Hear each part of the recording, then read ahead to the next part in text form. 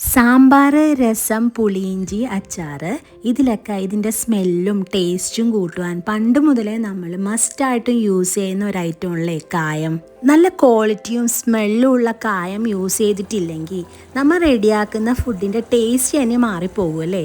അതുകൊണ്ട് തന്നെ ഞാനിന്ന് റെഡിയാക്കുന്ന പുളിയിഞ്ചി കറി പ്രാൺസ് കായം പൗഡർ യൂസ് ചെയ്തിട്ടാണ് റെഡിയാക്കിയിട്ടുള്ളത്. കായം പൗഡർ യൂസ് ചെയ്യുന്നത് ഫുഡിൻ്റെ ടേസ്റ്റും സ്മെല്ലും കൂട്ടാൻ മാത്രമല്ല, നല്ല ദഹനത്തിനും ഫുഡ് കഴിക്കുമ്പോൾ ഉണ്ടാകുന്ന ഗ്യാസ് പ്രശ്നങ്ങൾക്കും ഇത് നല്ലതുപോലെ ഹെൽപ്പ് ചെയ്യും. പുളിയിഞ്ചി കറി റെഡിയാക്കാൻ ചെറുതായി ചോപ്പ് ചെയ്ത ഇഞ്ചി നല്ല വെള്ളത്തിൽ 2-3 പ്രാവശ്യം വാഷ് ചെയ്ത് അതിൻ്റെ പശപ്പൊക്കെ കളഞ്ഞ് വെള്ളം കളഞ്ഞതിന് ശേഷം കുറച്ച് വെളിച്ചെണ്ണ ഒഴിച്ച് നമുക്ക് ഇതിലേക്ക് ചേർത്ത് കൊടുക്കാം. ഇതിൻ്റെ കൂടെ ചോപ്പ് ചെയ്ത വെളുത്തുള്ളിയും കുറച്ച് പച്ചമുളകും കറിവേപ്പിലയും കൂടി ചേർത്ത് ഗോൾഡൻ ബ്രൗൺ കളർ ആവുന്നത് വരെ ഒന്ന് ഫ്രൈ ചെയ്തതിന് ശേഷം ഇതൊരു ചട്ടിയിലേക്ക് മാറ്റി കൊടുക്കാം കേട്ടോ. ഇനി കുറച്ച് വാളംപുളി ചെറു ചൂടുവെള്ളത്തിൽ സോക്ക് ചെയ്ത് വെച്ച് പിഴിഞ്ഞെടുത്ത് അതിൻ്റെ ജ്യൂസ് നമുക്ക് ഈ ഫ്രൈ ചെയ്ത ഇഞ്ചിയിലേക്ക് ഒഴിച്ച് ഒരു 15 മിനിറ്റ് നമുക്കിതൊന്ന് കുക്ക് ചെയ്തെടുക്കാം. ഇതിലേക്ക് മഞ്ഞൾപ്പൊടി, മുളക് പൊടി, ആവശ്യത്തിന് ഉപ്പും ഉലുവപ്പൊടിയും കൂടി ചേർത്ത് കൊടുക്കുന്നുണ്ട്.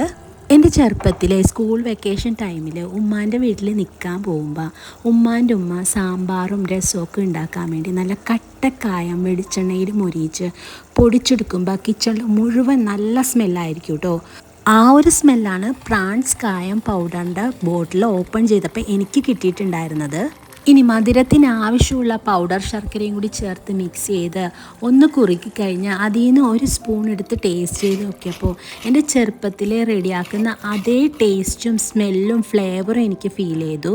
ഒറിജിനലും നല്ല ക്വാളിറ്റിയുള്ള കായം പൗഡർ യൂസ് ചെയ്താൽ മാത്രമേ നമ്മൾ റെഡിയാക്കുന്ന ഓരോ കറികൾക്കും ഇത്രയും ടേസ്റ്റും സ്മെല്ലും ഫ്ലേവറും കിട്ടുള്ളൂ. അതുകൊണ്ട് ഞാനിപ്പോൾ സാമ്പാറും രസവും അച്ചാറും പുളിയിഞ്ചിയൊക്കെ റെഡിയാക്കുമ്പോൾ പ്രാൺസ് കായം പൗഡറാണ് കേട്ടോ യൂസ് ചെയ്യുന്നത്. ഇനി ഒരു പാനിൽ കുറച്ച് വെളിച്ചെണ്ണ ഒഴിച്ച് കടുകും വേപ്പിലയും ഉണക്കമുളകും ചേർത്തൊന്ന് ഫ്രൈ ചെയ്ത് പുളിയിഞ്ചി ഒന്ന് താളിച്ചെടുക്കാം. ഇനി ടേസ്റ്റ് കൂട്ടാൻ വേണ്ടി കുറച്ച് നെയ്യിലേക്ക് ചെറുതായി കൊത്തിയരിഞ്ഞ തേങ്ങയും കുറച്ച് കാഷ്യൂവും ചേർത്ത് ഫ്രൈ ചെയ്ത് നമ്മൾ റെഡിയാക്കിയിട്ടുള്ള പുളിയിഞ്ചിയിലേക്ക് ഒഴിച്ചു കൊടുത്താൽ നല്ല ടേസ്റ്റി ആയിട്ടുള്ള പുളിയിഞ്ചി കറി ഇവിടെ റെഡിയായി. നമ്മൾ എങ്ങനെയൊക്കെ കറികൾ റെഡിയാക്കിയാലും ഇതിൽ ടേസ്റ്റ് കൂട്ടാൻ യൂസ് ചെയ്യുന്ന പൗഡർ നല്ല ക്വാളിറ്റിയും ഒറിജിനലും യൂസ് ചെയ്യാൻ ശ്രദ്ധിക്കണം. അപ്പോൾ ഇതുപോലെ പുളിയിഞ്ചി കറി ഒന്ന് റെഡിയാക്കി നോക്കണം കേട്ടോ. Thanks for watching.